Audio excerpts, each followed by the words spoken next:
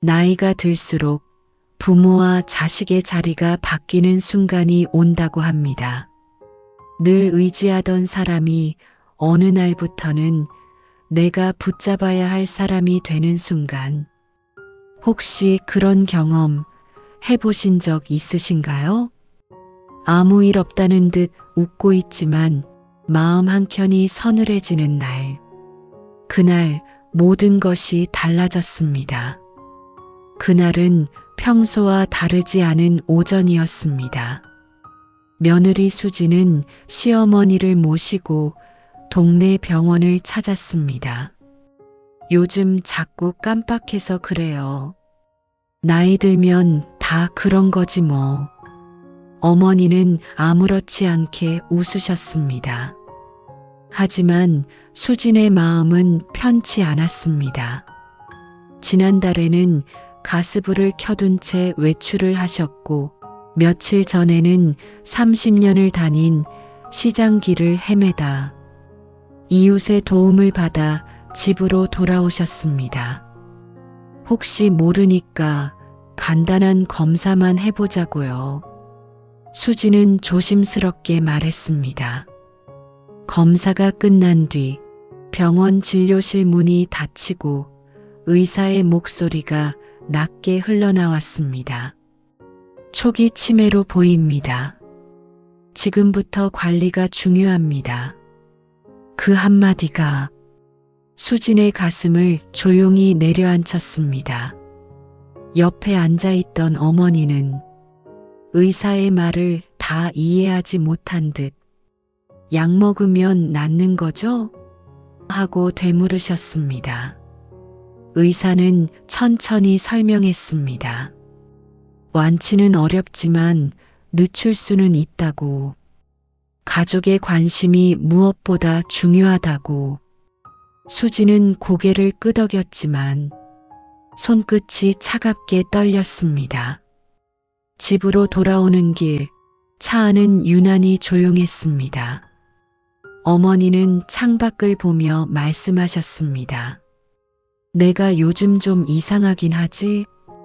그 말에 수지는 순간 말을 잇지 못했습니다. 사실 그동안 두 사람의 사이는 그리 다정하지 않았습니다. 결혼 초 사소한 말 한마디로 시작된 오해, 명절마다 쌓였던 서운함, 며느리는 며느리답게라는 말 속에 숨겨진 거리감. 수지는 늘 어머니를 어려워했습니다. 어머니 역시 표현이 서툴렀습니다. 그런데 지금 그 어려운 사람이 자신을 의지하듯 묻고 있었습니다. 수진아, 나 괜찮겠지? 그 순간 수진의 마음 깊은 곳에서 무언가가 천천히 움직였습니다. 서운함도 억울함도 아니었습니다. 이상하게도 지켜주고 싶다는 마음이 먼저 올라왔습니다. 어머니, 괜찮아요. 제가 옆에 있잖아요. 그 말은 누구를 위한 위로였을까요? 어머니를 위한 말이었을까요? 아니면 이제 시작될 시간을 견뎌야 할 자신을 위한 다짐이었을까요? 차창 밖으로 노을이 번지고 있었습니다. 어머니의 손이 가만히 수진의 손등 위에 얹혔습니다. 예전 같았으면 어색했을 그 온기가 그날은 이상하게 따뜻하게 느껴졌습니다. 하지만 수지는 알지 못했습니다. 이 진단이 두 사람의 관계를 천천히 그러나 완전히 바꾸게 될 거라는 걸. 그날 이후 며느리와 시어머니의 자리는 조금씩 달라지기 시작했습니다.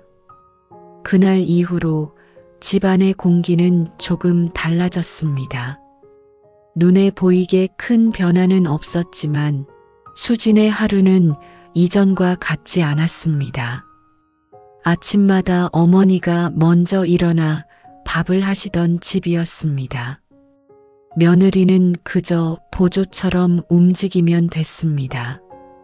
그 질서가 수십 년 동안 이어져 왔지요. 그런데 어느 날 아침 부엌에서 달그락거리는 소리가 나지 않았습니다. 이상하다 싶어 나가보니 어머니는 식탁 앞에 가만히 앉아 계셨습니다. 어머니, 오늘은 안 일어나셨어요? 어머니는 잠시 수진을 바라보다가 어색하게 웃었습니다. 가스 불 켜는 게 갑자기 헷갈리더라. 그 한마디에 수진의 가슴이 철렁 내려앉았습니다. 어머니는 늘 부엌의 주인이었습니다. 양념통 위치 하나, 밥물 맞추는 감각 하나까지 손끝에 익어 있던 분이었습니다. 그런데 가스불이 헷갈린다니요. 수지는 아무렇지 않은 척 밥을 짓고 국을 데우고 반찬을 꺼냈습니다. 어머니는 앉아 계세요. 오늘은 제가 할게요. 그 말이 왜 이렇게 낯설게 들리던지요. 결혼 후 처음으로 어머니를 부엌에서 쉬게 하는 날이었습니다. 식사를 마치고 약을 챙겨드리는데 어머니는 약 봉투를 한참 들여다보셨습니다. 이게 아침 거야? 점심 거야? 불과 몇 달 전만 해도 약 시간은 어머니가 먼저 챙기셨습니다. 이제는 수진이 설명해야 했습니다. 작은 변화들이 조용히 쌓여갔습니다. 냉장고 문을 열어놓고 잊어버리는 일, 전화벨이 울렸는데 누구에게 걸려왔는지 모르는 일, 손주 이름을 잠깐 떠올리지 못하는 순간까지 어머니는 그럴 때마다 스스로를 탓했습니다. 내가 왜 이러지, 나 바보 된 거 아니냐? 그 말을 들을 때마다 수지는 마음이 찢어질 듯 아팠습니다. 사실 마음 한켠에는 두려움도 있었습니다. 앞으로 더 심해지면 어떡하지? 내가 감당할 수 있을까? 아이들 돌보랴, 집안일 하랴, 병원 다니랴. 솔직히 말하면 잠깐 원망이 스쳐가기도 했습니다. 왜 하필 지금일까? 왜 나일까? 그런데 어느 날 저녁 어머니가 조심스레 말했습니다. 수진아, 나 때문에 힘들지? 그 말은 낮고 조심스러웠습니다. 눈빛에는 미안함이 가득했습니다. 그 순간 수진은 깨달았습니다. 어머니는 기억을 잃어가는 게 아니라 자존심을 잃어가고 있다는 걸, 평생 누군가를 챙기며 살아온 사람이 이제는 도움을 받아야 하는 자리로 옮겨 앉았다는 사실이 얼마나 버겁겠습니까? 수지는 웃으며 말했습니다. 힘들긴요. 어머니 덕에 제가 요리 실력 늘잖아요. 어머니는 잠시 멈칫하다가 작게 웃으셨습니다. 그 웃음은 예전처럼 당당하지 않았지만 그래도 여전히 어머니의 웃음이었습니다. 그날 밤 수지는 거실 불을 끄고 방으로 들어가며 가만히 다짐했습니다. 이제는 내가 지켜야겠다. 며느리로서가 아니라 한 사람으로서. 어머니가 기억을 잃어가더라도 자존심만큼은 잃지 않게 해주고 싶었습니다. 하지만 삶은 늘 그렇듯 생각보다 빨리 다음 시험을 준비하고 있었습니다. 며칠 뒤 어머니가 갑자기 사라지는 일이 벌어졌습니다.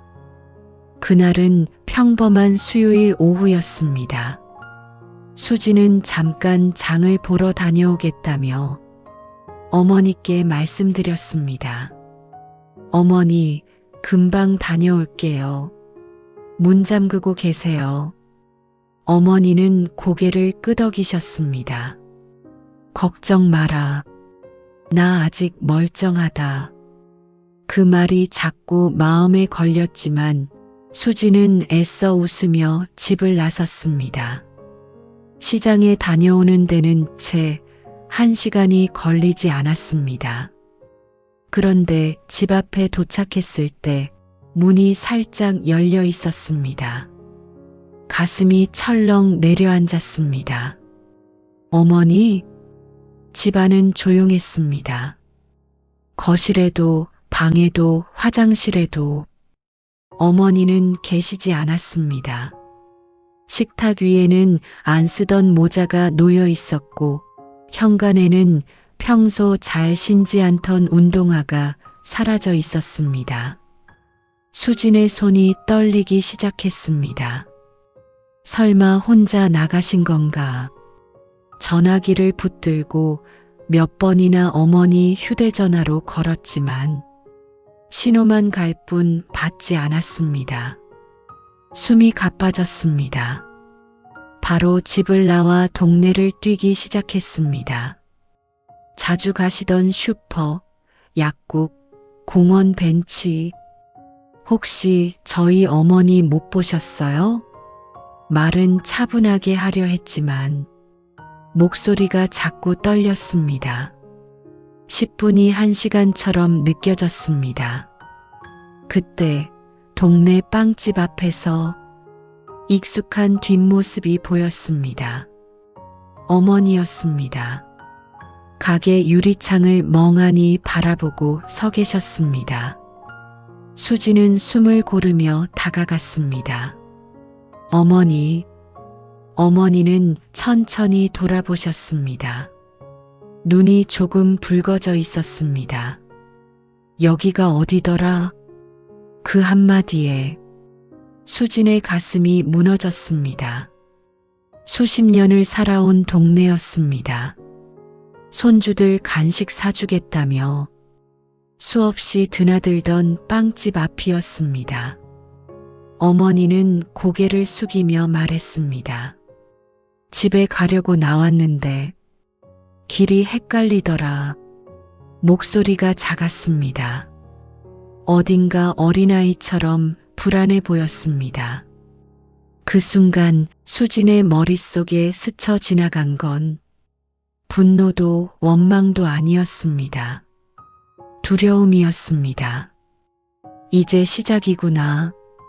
수진은 아무 말 없이 어머니의 손을 꼭 잡았습니다. 예전 같았으면 왜 혼자 나가셨어요? 하고 먼저 말했을지도 모릅니다. 하지만 지금은 그럴 수 없었습니다. 어머니의 손은 차가웠습니다. 그리고 아주 약하게 떨리고 있었습니다. 어머니, 저랑 같이 가요. 집으로 돌아오는 길, 어머니는 몇 번이나 말했습니다. 내가 바보지. 내가 얼마나 놀랐겠냐. 수지는 애써 웃으며 대답했습니다. 아니에요. 저도 처음이라 그래요. 우리 같이 적응하면 되죠. 우리라는 말이 그날 처음으로 자연스럽게 나왔습니다. 집에 도착하자마자 수지는 현관문에 비밀번호를 다시 설정하고 어머니 휴대전화의 위치 추적 기능을 켰습니다. 그리고 밤이 되자 몰래 화장실에서 울었습니다. 소리 내지 않고 어머니가 들을까봐 눈물이 멈추지 않았습니다. 이제는 어머니를 혼자 둘 수 없다는 사실, 앞으로 반복될지 모를 이 순간들. 하지만 울다가 문득 이런 생각이 들었습니다. 어머니는 지금 얼마나 무서울까? 기억이 흐릿해지는 순간 자신의 세계가 조금씩 무너지는 기분은 얼마나 두렵겠습니까?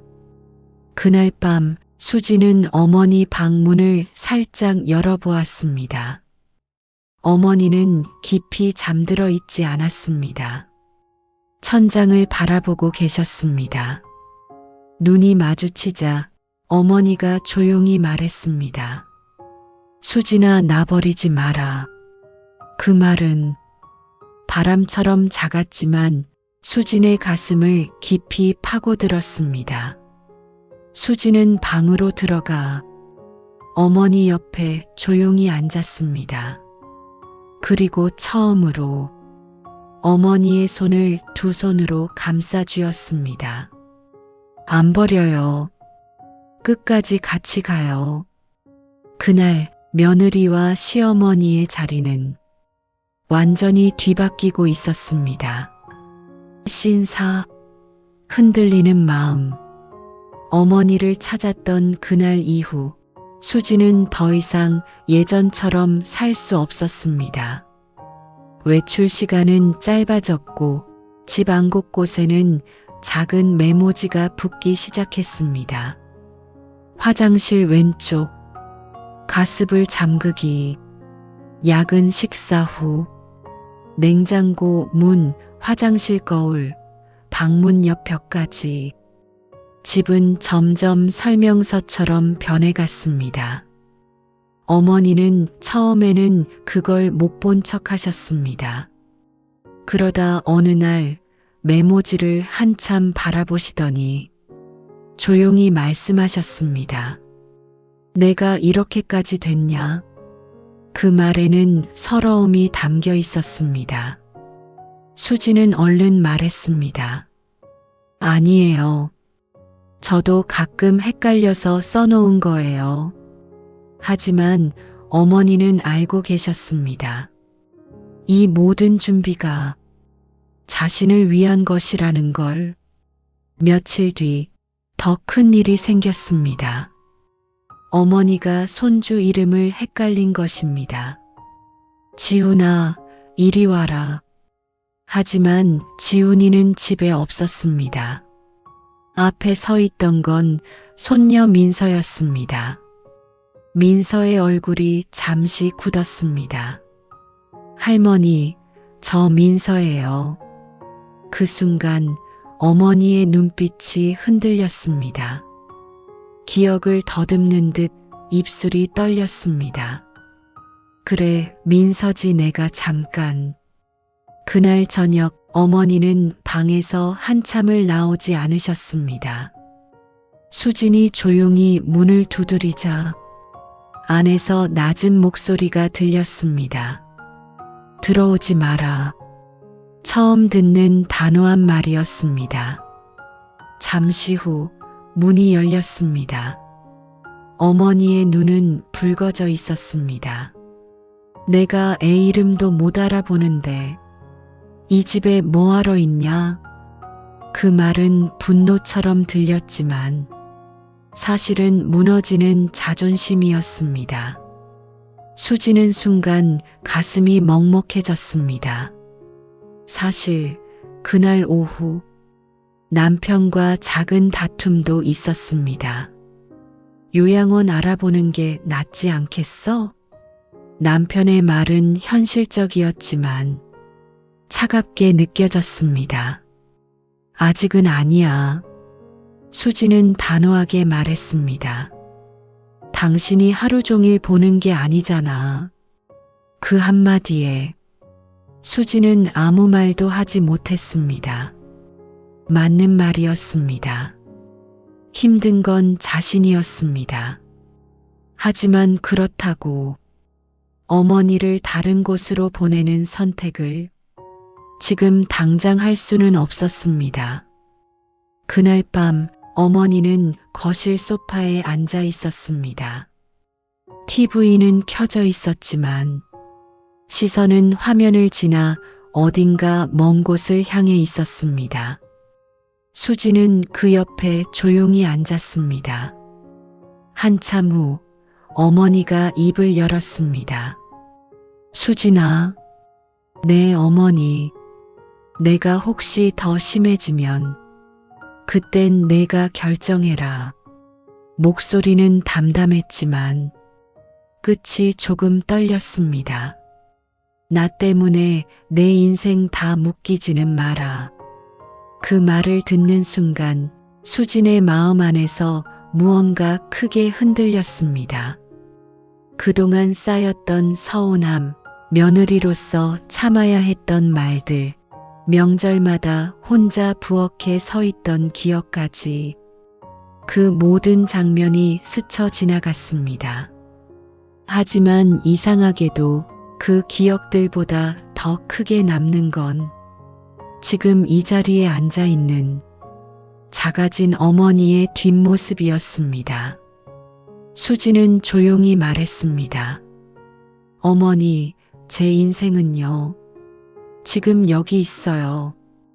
어머니가 천천히 고개를 돌렸습니다. 저 어머니 지키고 싶어요. 그 말은 며느리의 의무가 아니었습니다. 사람으로서 지금 옆에 있는 한 사람을 놓치고 싶지 않은 마음이었습니다. 어머니의 눈에 조용히 눈물이 맺혔습니다. 두 사람은 아무 말 없이 한참을 나란히 앉아 있었습니다. 하지만 그 고요함 속에는 이전과는 전혀 다른 온기가 흐르고 있었습니다. 이제 남은 건 진짜 선택의 순간이었습니다. 요양원을 알아보자는 가족의 의견과 곁에서 끝까지 지키고 싶은 수진의 마음. 그 갈림길에서 수진은 어떤 결정을 하게 될까요? 며칠 뒤 저녁 식탁에 가족이 모두 모였습니다. 남편, 중학생 딸 민서, 초등학생 아들 지훈까지. 평소라면 웃음이 오가던 자리였지만 그날은 젓가락 소리마저 조심스러웠습니다. 남편이 먼저 입을 열었습니다. 엄마 상태가 생각보다 빠른 것 같아. 수지는 말없이 국을 뜨고 있었습니다. 회사에서도 자꾸 전화 오면 나도 힘들고 당신도 혼자 감당하기엔 벅차잖아. 그 말은 현실이었습니다. 며칠 전에도 어머니가 혼자 나가려다 수진이 급히 뛰어나간 일이 있었지요. 민서가 조심스럽게 말했습니다. 엄마 할머니 요양원 가면 우리 못 보는 거야? 수진의 손이 잠시 멈췄습니다. 지우는 고개를 숙인 채 말이 없었습니다. 아마도 요양원이라는 말이 어떤 의미인지 정확히 알지 못하면서도 분위기만은 느끼고 있었을 겁니다. 남편은 한숨을 내쉬었습니다. 지금 보내자는 게 아니라 준비는 해야 한다는 거야. 그 순간 방문이 살짝 열렸습니다. 어머니였습니다. 언제부터 들으셨는지 알 수 없었습니다.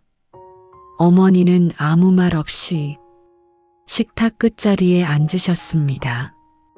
나 때문에 회의하냐? 목소리는 평소보다 낮았습니다. 수지는 얼른 말했습니다. 아니에요, 어머니. 그냥. 하지만 어머니는 손을 들어 말을 막았습니다. 괜찮다. 나도 알아. 잠시 침묵이 흘렀습니다. 나 요양원 가도 된다. 그 말은 담담했지만 그 안에 담긴 무게는 무거웠습니다. 나 때문에 너희 싸우는 거 보기 싫다. 민서가 눈시울을 붉혔습니다. 할머니, 어머니는 애써 웃으며 말했습니다. 나 거기 가도 가끔 와라. 간식도 좀 사오고. 장난처럼 말했지만 목소리가 조금 떨렸습니다. 수진의 가슴이 꽉 막혔습니다. 그날 밤 수진은 잠을 이루지 못했습니다. 요양원이 나쁜 선택은 아닙니다. 전문적인 관리, 안전한 환경, 어쩌면 그게 더 나을 수도 있습니다. 하지만 마음이 자꾸 걸렸습니다. 어머니는 평생 이 집을 지켜온 사람입니다. 부엌의 냄비 위치 하나까지 기억하던 사람. 그 사람을 이 집에서 떼어내는 게 정말 옳은 일일까요? 새벽녘 수지는 거실로 나왔습니다. 어머니는 소파에 앉아 계셨습니다. 잠이 오지 않는 듯 보였습니다. 어머니는 천천히 고개를 들었습니다. 나 여기 있으면 너 힘들다. 그 말에는 진짜 걱정이 담겨 있었습니다. 수지는 그 옆에 앉았습니다. 힘든 건 사실이에요. 어머니의 눈이 흔들렸습니다. 하지만요, 어머니 없는 집은 더 힘들 것 같아요. 어머니는 아무 말도 하지 못했습니다. 수지는 조용히 이어 말했습니다. 조금만 더 같이 해봐요. 제가 방법 찾아볼게요. 낮에는 방문 요양도 알아보고 제가 혼자 다 하려 하지 않을게요. 어머니의 눈에서 조용히 눈물이 흘렀습니다. 왜 그렇게까지 하냐? 수지는 잠시 숨을 고르고 말했습니다. 어머니, 저 처음 시집 왔을 때 기억하세요? 김치 담그는 법도 모르던 저. 어머니가 옆에서 계속 가르쳐 주셨잖아요. 어머니의 눈빛이 조금 흔들렸습니다. 그때 저도 많이 서툴렀어요. 그래도 어머니가 기다려줬잖아요. 잠시 정적이 흐른 뒤 수진이 낮게 말했습니다. 이번엔 제가 기다릴게요. 그 말은 조용했지만 단단했습니다. 어머니는 결국 고개를 숙인 채 흐느끼기 시작했습니다. 그날 두 사람 사이에 오래 남아있던 거리감이 조금 더 좁혀졌습니다. 하지만 치매는 기다려주지 않습니다. 며칠 뒤 어머니는 수진을 전혀 알아보지 못하는 순간을 맞이하게 됩니다. 그날은 유난히 조용한 아침이었습니다. 창밖으로 겨울 햇살이 비치고 있었고 부엌에서는 미역국 냄새가 은은하게 퍼지고 있었습니다. 수지는 일부러 어머니가 좋아하시던 국을 끓였습니다. 조금이라도 기운이 나시길 바라는 마음이었습니다. 어머니, 아침 드셔야죠. 방문을 열고 들어갔을 때 어머니는 침대에 앉아 창밖을 보고 계셨습니다. 수진이 가까이 다가가자 어머니가 천천히 고개를 돌렸습니다. 그런데 그 눈빛이 어딘가 낯설었습니다. 저기요. 어머니가 먼저 말을 꺼냈습니다. 우리 집 사람이에요? 순간 시간이 멈춘 것 같았습니다. 수진의 심장이 세게 내려앉았습니다. 어머니, 저 수진이에요.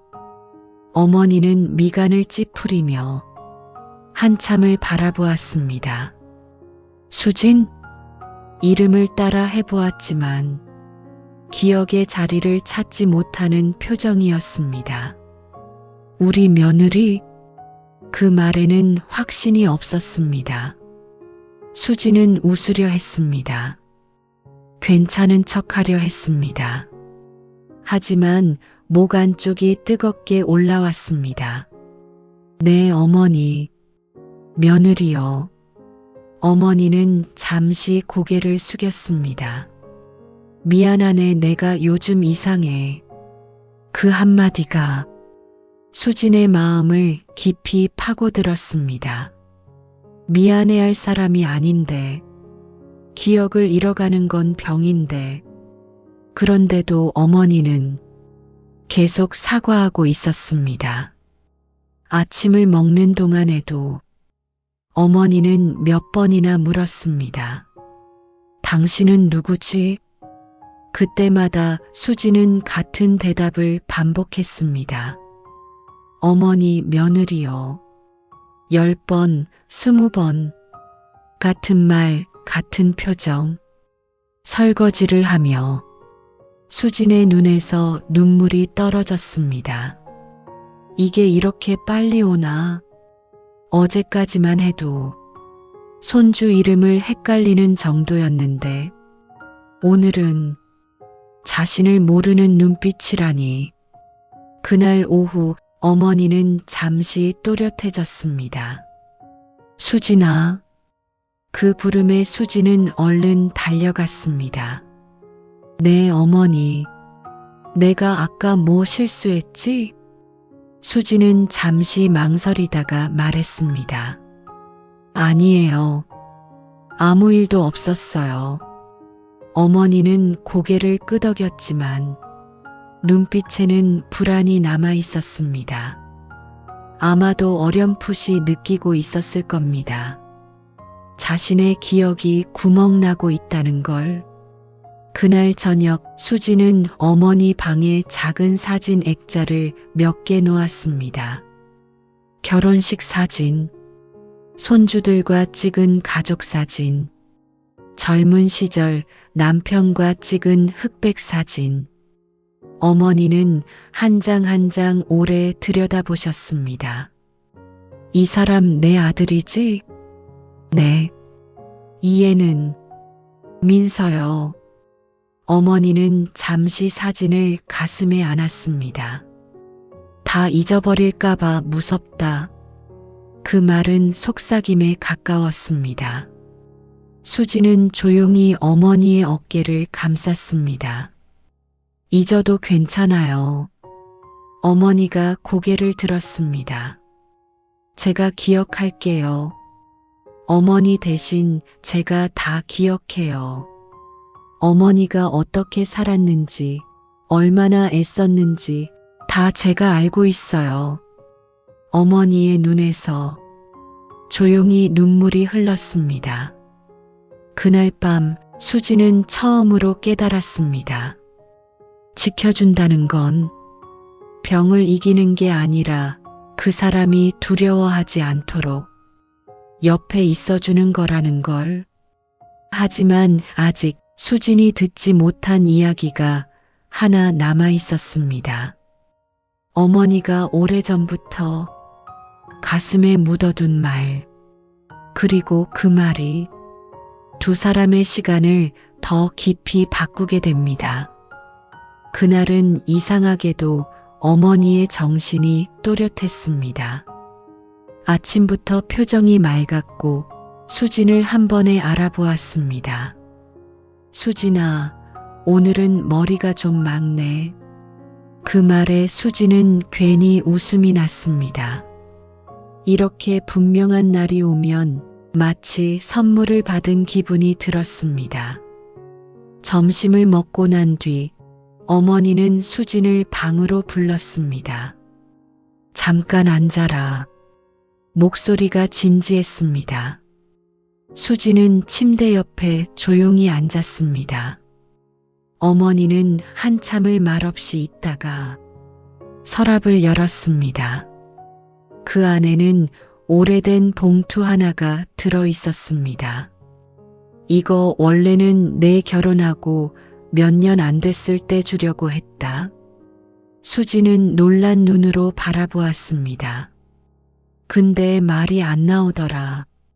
봉투 안에는 작은 금반지 하나와 접힌 편지 한 장이 들어 있었습니다. 내가 처음 우리 집에 왔을 때 어머니의 목소리가 천천히 이어졌습니다. 많이 서툴렀지. 나도 그랬다. 수진의 눈이 조용히 흔들렸습니다. 난 며느리는 좀 단단해야 한다고 생각했다. 그래야 우리 집 버틴다고.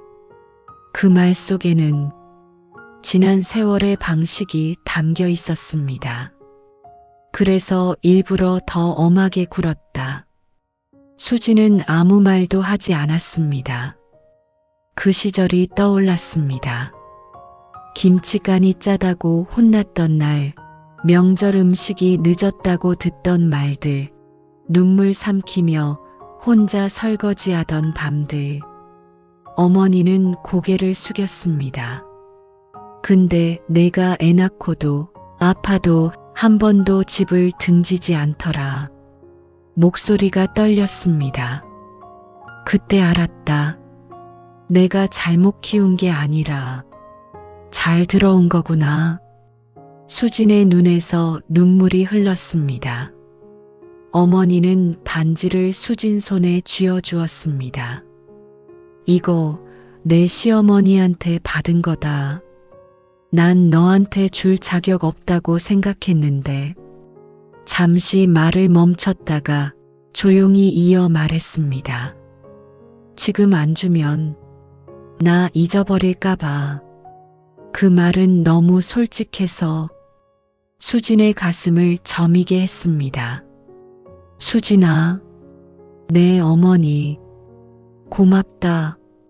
짧은 한마디였지만 수십 년 묵은 감정이 담겨 있었습니다.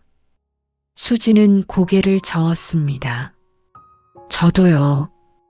그 한마디에 그동안 하지 못했던 말들이 다 들어 있었습니다.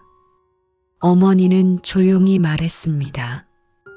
혹시 내가 나중에 너 못 알아봐도 섭섭해하지 마라. 수지는 눈물을 닦으며 대답했습니다. 알아보든 못 알아보든 저는 어머니 알아요. 그날 두 사람 사이에 남아있던 마지막 매듭이 조용히 풀렸습니다. 하지만 시간은 멈추지 않습니다. 며칠 뒤 어머니는 다시 기억의 안개 속으로 들어가게 됩니다. 그리고 수지는 마지막 선택 앞에 서게 됩니다. 겨울이 깊어질수록 어머니의 기억은 더 자주 흐려졌습니다. 어느 날은 수진을 알아보지 못했고 어느 날은 이미 세상을 떠난 남편을 찾았습니다. 아버지 아직 회사 안 갔냐? 그 말을 들을 때마다 수진의 가슴은 조용히 내려앉았습니다. 하지만 이제는 놀라지도 급히 설명하지도 않았습니다. 곧 오실 거예요. 부드럽게 맞춰드리는 법을 수지는 조금씩 배워가고 있었습니다. 방문 요양 선생님이 낮 시간에 오기 시작했고 수진도 잠시 숨을 돌릴 수 있게 되었습니다. 요양원 이야기는 자연스럽게 사라졌습니다. 완벽한 선택은 아니었습니다. 힘들지 않은 것도 아니었습니다. 하지만 수지는 알게 되었습니다. 지켜준다는 건 곁에 묶여 있는 게 아니라 함께 흔들리는 것이라는 걸. 어느 오후 어머니는 창가에 앉아 있었습니다. 햇살이 얼굴에 부드럽게 내려앉았습니다. 저기요. 어머니가 수진을 불렀습니다. 예전처럼 이름 대신 조심스러운 호칭이었습니다.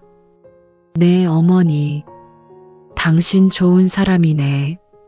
수지는 잠시 말을 잇지 못했습니다. 어머니는 아마도 며느리라는 기억은 잃었을지 모릅니다.